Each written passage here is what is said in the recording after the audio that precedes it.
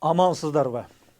Бийликтен кеткен, бийликти мыйзамдуу тапшырып берген адам тууралуу, анын жакшысын айтып, жаманын кечире билүү деле туура иш бир чети.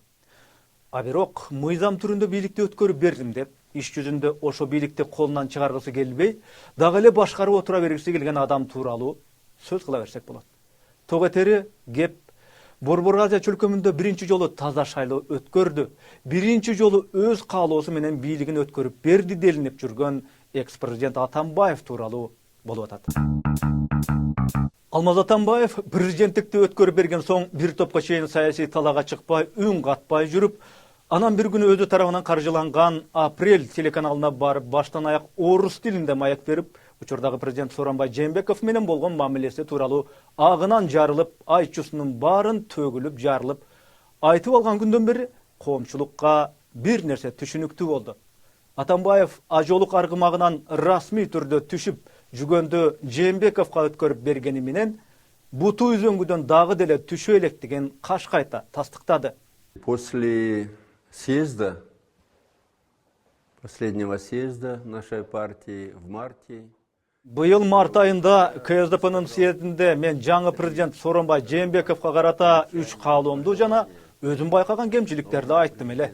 Мен айткан нерселерден ал кандай тыянак чыгарар экен деп күтүп, президенттикке киришкендеги 1 жылдык мөөнөттө анын иштөөсүнө мүмкүндүк берейин дегем.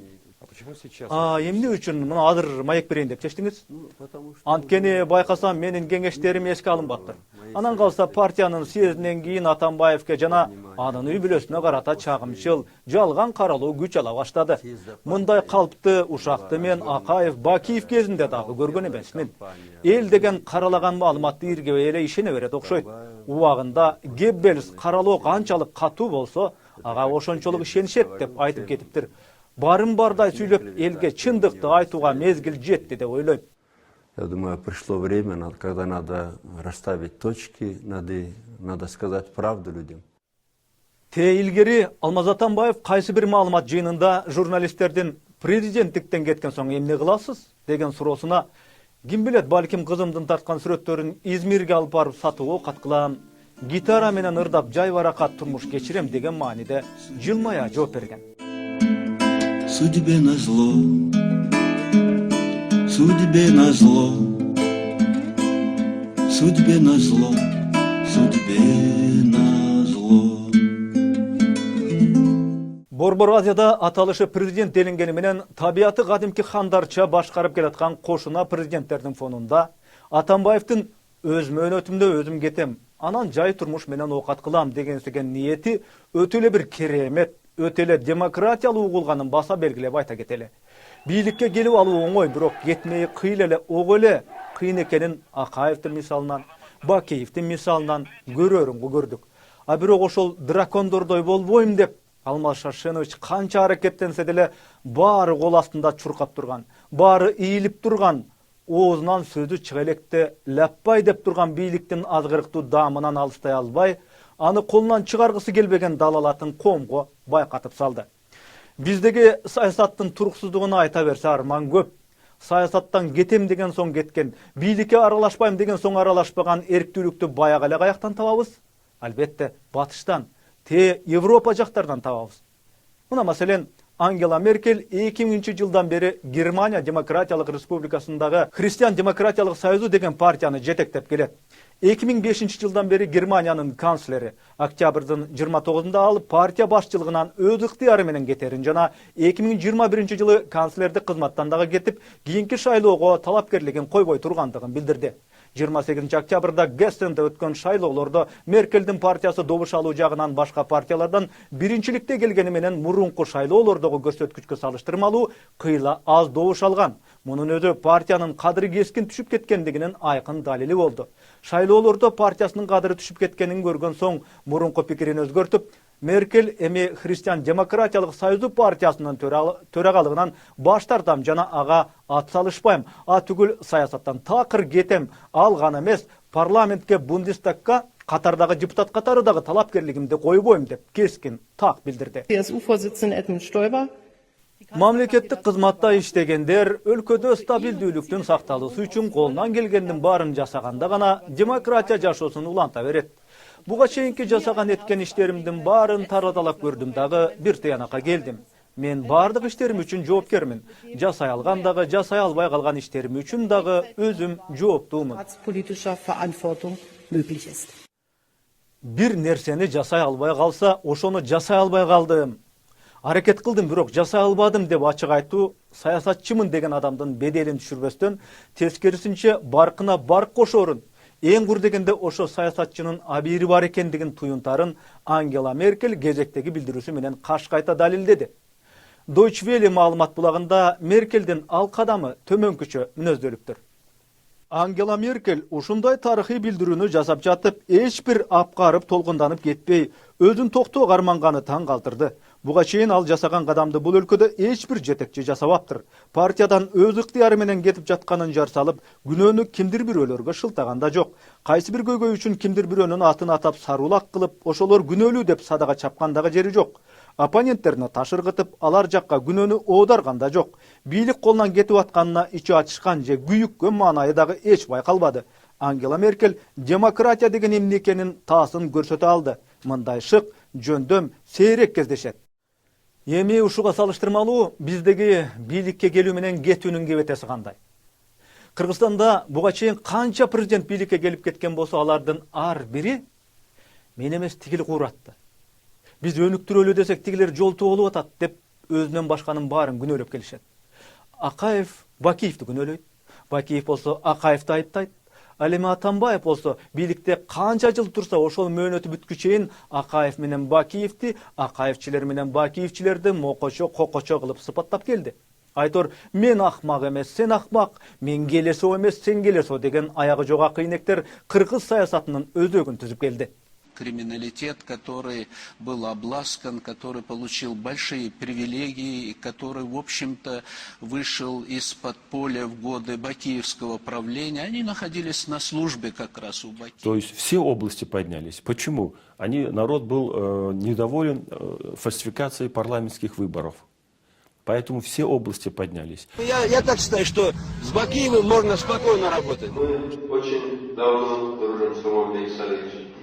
Еще в 2003 году, я помню, на моем дне рождения Нурлу Доспол был, другие друзья мои были. Мы сказали, Роман Александрович, вы будете следующим президентом. Мисалы, мен үчүн ошол эле Акаев же Бакиев же Бабанов эч качан Манастын ұрпақтары боло албайт. АБК ГВшный ұрпақтар. А в 2010 году около 2000 хорошо вооруженных людей около Белого дома стреляли с автоматов, с пулеметов, с гранатометов даже. Ошо Бакиевдин тегерегинде жүргөндөр, аке куда атаке дегендер, мына азыр ушуларды балдарыбыз ээрчип кетпесин, жетегибиздеги да окшоп. Им раньше мешал Акаев, вот этим же людям, кто сегодня. Потом мешал Бакиев. Сегодня, когда они провозгласили себя властью, почему они не могут реализовать все свои щедрые обещания, которые давали? Атамбаевди чакырып талап кылдык да, жазуучуларга максат ошондой эле жазуучулардын маселесин чечишиңер керек деп. Ошондон оппозицияга айланды, мага душман болду. Говорит у Ельцина, как только он выпьет, лучший барабан была лысина Акаева. Боюсь, что, как он поясничал над Акаевым по поводу ложек Ельцина над его головой, от Атамбаева тоже может остаться только вот его рассказы от Швейка. Чындыктар менен жалгандардын башы кайерден башталып, аягы кайерден бүтөрү дагы деле белгисиз бойдон. Бирок бир нерсе анык. Кыргызстанды айрымдар Борбордук Азиядагы демократиянын аралчасы деп канчалык көкөлө түшпөсүн, демократиялуу өлкө эсептелинген Америкадагыдай бийликке ким келбесин, кандай президент келбесин, бийлик алмашуу ыраттуу жүрүп, бийликтеги атаандаштык дагы ыраттуу болуп, мурунку кийинки келген президенттер учурунда бири-бирин кандай гана сындашпасын, бийлик үчүн күрөштө бири-бирине кандай ачуу сөз айтышпасын, жаңы шайланган президенттин ант берүү салтанатында бир катарда чогуу тура алган саясий салт өлкөнүн стабилдүүлүгүн сыйлаган биримдиктин үлгүсү экенин биздин өлкөнүн буга чейинки президенттери иш жүзүндө дагы, ооз жүзүндө дагы далилдей алышкан жок.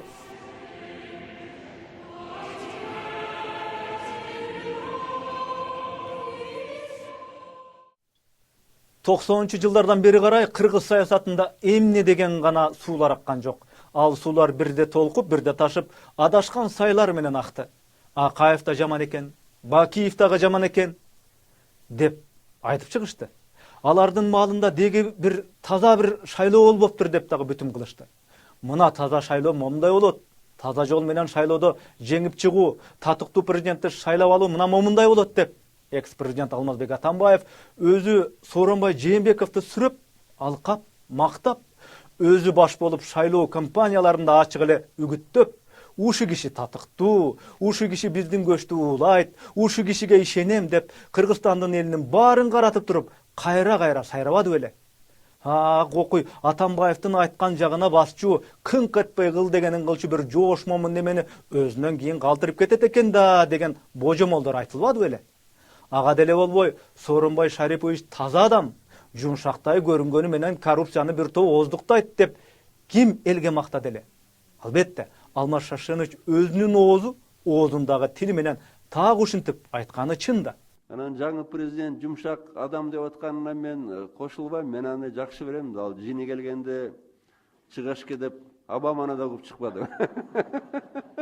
Ошондуктан ал жини келсе ал өзү таза адам. Менимче коррупцияны бир топ эле ооздуктайт. Анан бир туугандары тигиндей мындай дегенине да кошулбайм. Бул башка адам да таза адам. Менимче Сооронбай Шарипович таза адам бойдон деле калат. Тем более жаш бала эмес. Ошондуктан эрки да жетет. Ишенем деп атам, ишенем. Мен ал адамды 22 жылдан ашык билем. Өзүнүн бир туугандарына каршы чыгып менен жүргөн. Мына бир туугандары Акаев кезинде да кызматтарда жүрдү, Бакиев кезинде кызматтарда жүрдү, менин жанымда жүргөн.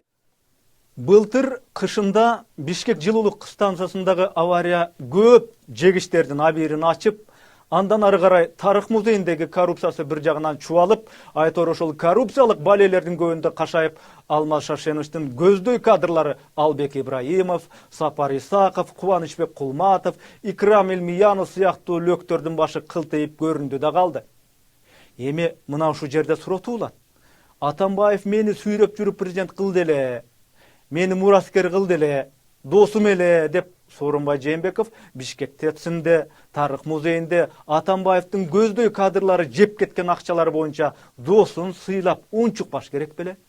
Мына ушундай учурларда мени сатпайт, менин былыктарымды чукубайт, менин айткан дегеним менен эсептешет, мага караштуу кишилердин күнөөсү болуп турса дагы тийбейт деп Алмаз Шаршенович Жээнбековго ишеним арттыбы? Сатып кетүү жана сатып кетпөөнүн баасын экс-президент мына ушундай жеке кызыкчылык параметри менен бычкан болсо, анда муну демократиянын кайсы түрүнө кошууга болот? Высоцкий айткандай, Атамбаев өзү айткандай, эгер уурулугу далилденсе, уурунун орду түрмөдө болушу керек да. Вор должен сидеть в тюрьме, верно? Вот что людей интересует. Еще раз скажу, что вор должен сидеть в тюрьме, кто бы это ни был. Кто бы это ни был. Азыр Атамбаевдин колунан оомат кетип, өзүнөн дагы, сөзүнөн дагы сөйлөт качып, ээрсирип, жалгысырап калган кези. Ким жаман, Атамбаев жаман. Ким жегич, Атамбаев жегич болуп, улам ыргыткан ташы ылдый кулап, бир кездеги жакшы Атамбаевден жаман Атамбаевке айланып турган чагы. Ажыдарга айланып бараткан Акаев менен күрөшкөн жылдары ал чынында эле жакшы Атамбаев эле. Бакиев менен күрөшкөн жылдары мейли аланын буйругу менен премьер болуп, анын колунан медаль тагынса дагы дракондук системага каршы күрөштүн астыңкы катарында жүргөн жакшы Атамбаев эле. Азыр коомдо ошол жылдардагы жакшы Атамбаев тууралуу эмес, бийликке келерин келип алып, декреттеш досторунун баарын сасык саясатчылар деп кол үзгөн, чөгөлөбөйм, тизелебейм деп опурлуп атып, Эрдогандан баштап Путин, Назарбаев, Каримов сыяктуу Борбор Азия чөлкөмүнүн башчылары менен болгон дипломаттык мамилелерди дагы чорт этип эле бөлө чапкан.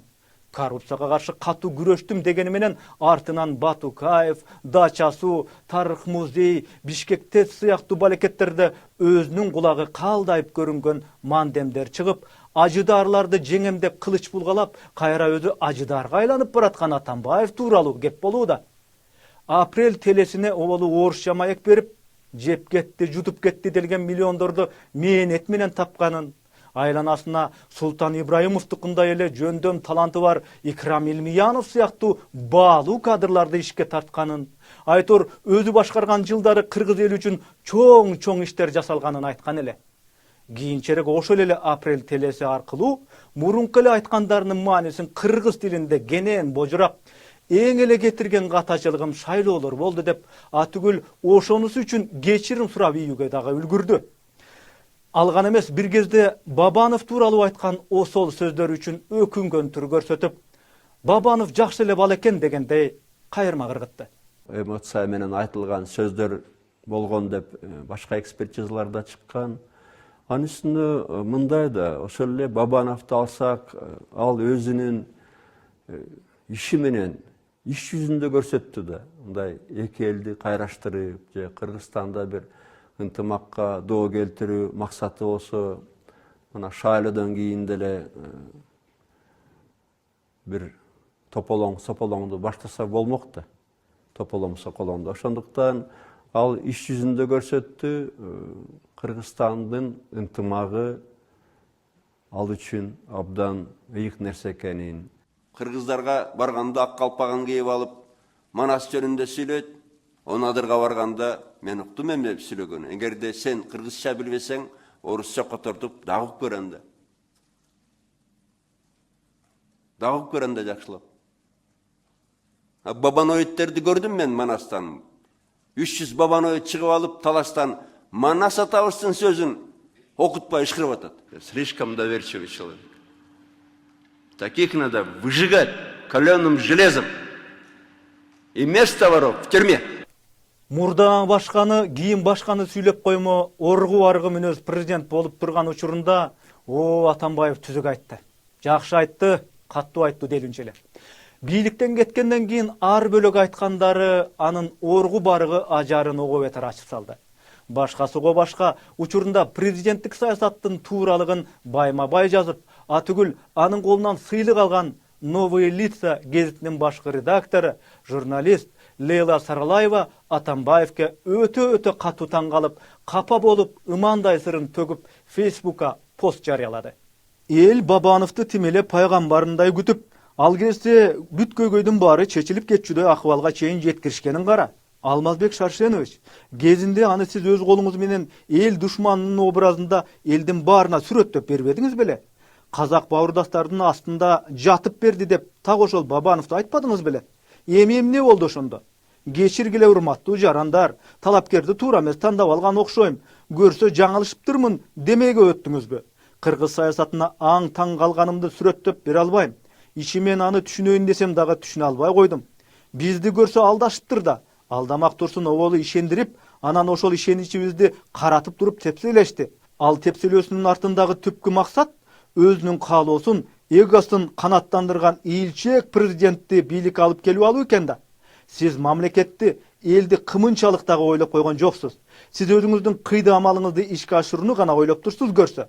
Ошол ойлогонуңуздун баары ойдогудай болот дегениңиз менен андай болбой чыкты. Баардык пландаганыңыздын баары ойрон болду. Эми кайра бакылдап, Борбор Азия аймагындагы тарыхта биринчи жолу мамлекет башчысы өз каалоосу менен бийликти тапшырды, демократиялык шайлоолор өттү деп кеп кылууну токтотуңуз. Баарыңарга түкүрдүм, жек көрөм силерди. Атамбаев бийликте турган кезде камалган Текебаевка болгон элдин боор оорусун, аyoосун сездиби? Апрель телесине берген кеңири маегинде экс-президент ошону бекер эле кылыптырмын деген мааниде табышмактуу кеп жылдырган. Атамбаевдин табышмактатып айткан өкүнүчүнө Текебаев жакында эле 60 жылдыгын куттуктап келген мурунку кийинки саналаш саясатчылардын көзүнчө комментарий берди.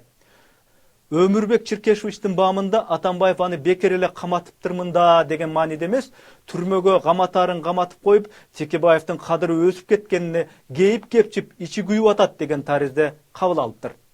Скажу сегодня, признаюсь, конечно, по Текебаеву я, наверное, должен был не смотреть на законы, возможно, что по закону-то там все доказано у него. И сами сторонники Текебаева говорят про этот миллион. Не надо было, мне кажется, этого делать. Хотя, какое было отношение к Текебаеву до посадки и после посадки? У нас народ такой. Ал рейтинги көтеріліп кетті деп эле кейіп атат. Алмаз Шаршенович Текебаевты түрмеге отырғызбай, Саляновадай қылып, Чудиновтай қылып, Ташиевтай қылып, соттап бирок отырғызбай штраф салып, чыгарып эле койсо, рейтинги авторитети түшмөк. Бирок элдин аябысына ошондон улам колдоосуна ээ болбой калмак эле деп мага өкүнгөндөй болду да, мындай ошого. Бирок тагдыр өзүнчө чечет эмеспи. Кандай болсо ошондой болду.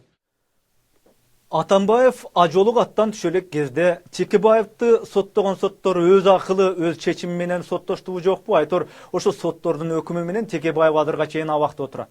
Президент бул маселе боюнча өз позициясын так билдирди. Мыйзам боюнча мен ырайым гана бере алат экем, сотко буйрук берип бошотуп кой, чыгарып кой дей албайт экем деген таризде оюн ачык айтты. Ырайым сурагыдай мен күнөөлүү эмес болсом, эмнеге сурамак элем? Күнөөм жок, мени күнөөлөп камаган соттордун өкүмүнө макул эмесмин деп Текебаев отурат тиякта көшөрүп. Чалчу ботконун баарын соттордун колу менен чалып коюп, анан элдин Текебаевка карата маанайын байкап, Атамбаев ага боору ооруган кебетеленип, өзүнүн Апрель телеканалы аркылуу үн катарын катты. Айтмакчы, кезинде Текебаев Азаттыктын ыңгайсыз суроолор көрсөтүүсүндө Атамбаевке тикелей кайрылып, саламдубай узатканы элдин эсинде болуш керек.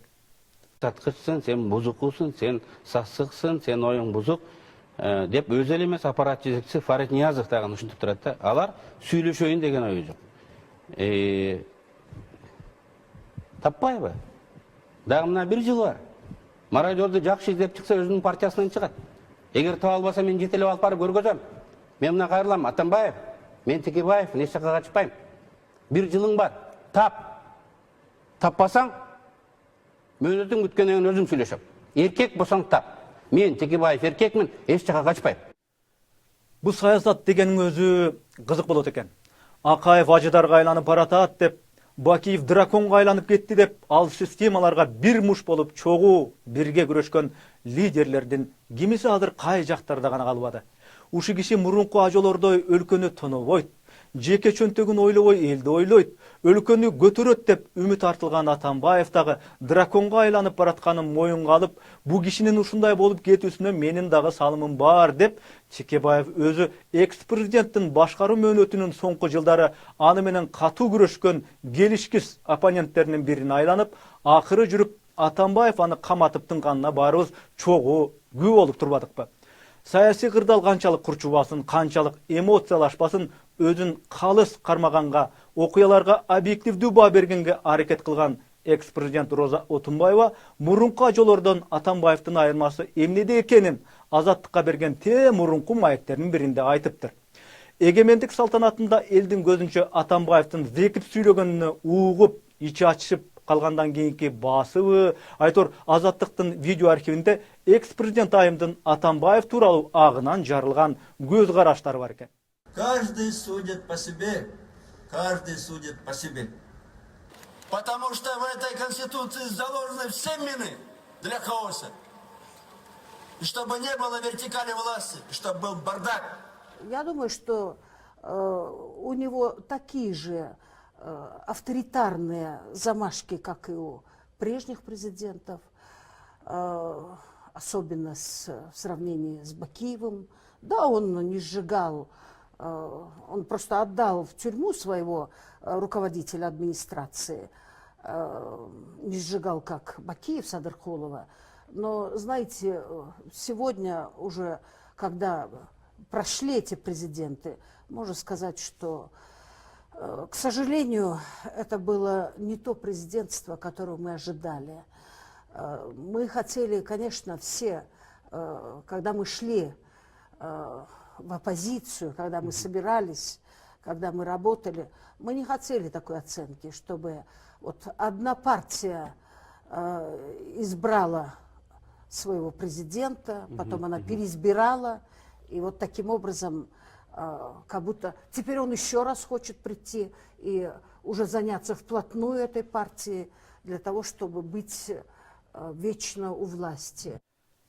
Кыргызстанда бүгүнкү чоң саясаттагы чоң оюндар айланып келип эле баягы чоң калибрдеги чоң саясатчылардын тигил же бул кадамына жараша уланууда. Саясий майданда Жээнбеков, Атамбаев, Текебаев, Отунбаева жана башкалар. Баягылар. Ошо жана башкалар кече жакында Текебаевдин 60 жашка чыгышы менен куттуктап келишти. Президент Сооронбай Жээнбеков дагы телефон чалып куттуктаганын кээ бир сайттар жазып чыгышты. Президент башы менен түрмөдөгү адамды дагы куттуктайбы? Бул экөөнүн тили бир окшойт деп божомол кылып ийүүгө үлгүрүштү. Жеке менин субъективдүү баамымда бул тек адамдык адамгерчилик. Адамгерчилик бардык кыйрларда керек. Атүгүл саясатта дагы. Өнүккөн өлкөлөрдө саясатта канчалык чабышуулар, тирешүүлөр болбосун, өлкө элинин калоо мүдөөсү, элдин жашоосунун стабилдүүлүгү баарынан жогору турат. Мына ошон үчүн Германия канцлери Ангела Меркель сыяктуу лидерлер мен дайыма партия башкарып тура беришим керек, дагы өкмөт башчылыкка ат салышым керек деп көшөрүп көгөрүшпөйт. Баардан мурда өзүн сыйлап, элди сыйлап, эл ичиндеги өз абийирин сыйлап саясаттан кетет.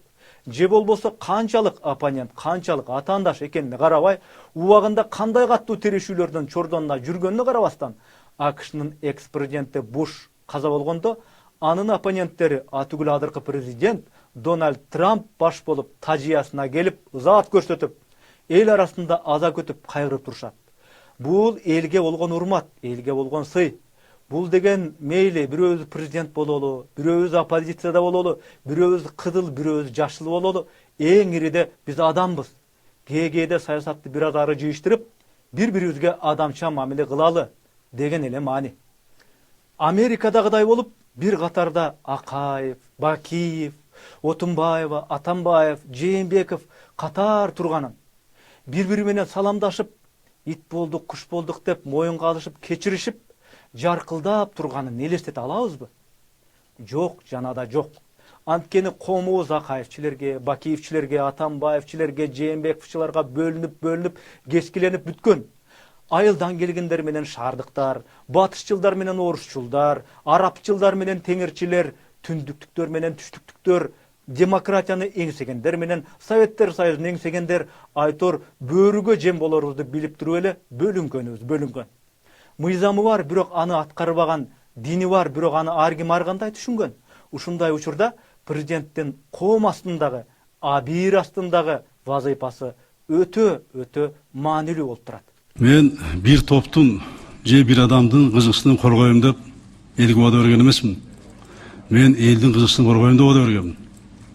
Мени bir топтун же bir адамдын кызыкчылыгын коргобойт деп сактын десе десsin. Кудайым мени ушу жалпы элибиздин, кыргызстандардын, кыргыз мамлекетинин кызыкчылыгын саткандан Кудай сактасын мени.